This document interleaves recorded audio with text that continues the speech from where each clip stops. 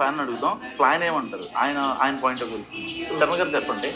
Parasites అన్నారు, మేము విప్పుకొని తిరుగుతాము అని చెప్పి మాట్లాడుతున్నారు.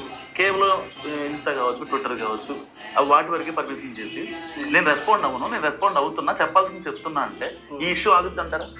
ఈ ఇష్యూ ఆగదండి. ఒక ఫ్యాన్ గా చెప్పండి, ఒక కామన్ ఆడియన్స్ గా చెప్పండి. కామన్ ఆడియో గారే చెప్తున్నాను. ఒకప్పుడు ఆడవాళ్ళు వంటింటి కుందెల్లాగా ఉండేవాళ్ళు. వంటింటి కుందెల్లాగా ఉండేటువంటి ఆడవాళ్ళని కూడా సమాజంలో తీసుకొచ్చి రాజ్యాంగం ద్వారా ప్రాథమిక హక్కులు, ప్రాథమిక విధులు అనేవి కల్పించారు. స్త్రీ పురుషులకి సమానమైనటువంటి హక్కు ఉంది. ఈరోజు ఈక్వాలిటీ ఉంది. ఒక జెండర్ బేస్ చేసుకొని వాళ్ళకి తక్కువ చూడటం ఇటువంటిది కూడా రాజ్యాంగ ప్రకారం లేదు. ఇది ఒక ప్రాథమిక హక్కు. సో అమ్మాయిలంతా చదువుకుంటున్నారు, మరి ఆవిడ చెప్తున్నారు సాంప్రదాయకరమైనటువంటి డ్రెస్సులు వేసుకోవాలి అని. ఒకప్పుడు ఆడవాళ్ళు 2 జడలు వేసుకున్నారు. డ్రెస్సుల గురించి మాట్లాడుతున్నారని హెయిర్ గురించి కూడా మాట్లాడుతున్నారు. పెళ్లి కాని అమ్మాయిలు 2 జడలు వేసుకున్నారు ఒకప్పుడు.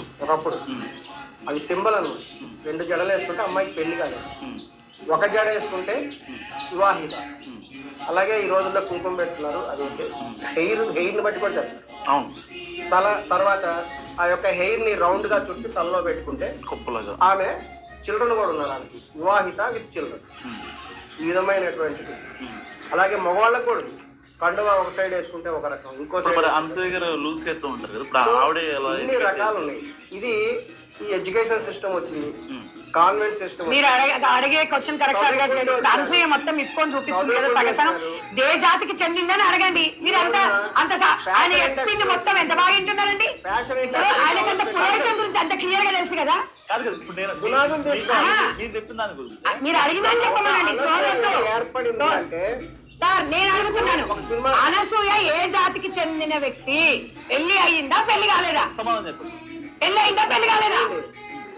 అడిగిందని చెప్ప. సోది ముఖమడా పెద్ద ఉడికొస్తున్నావు.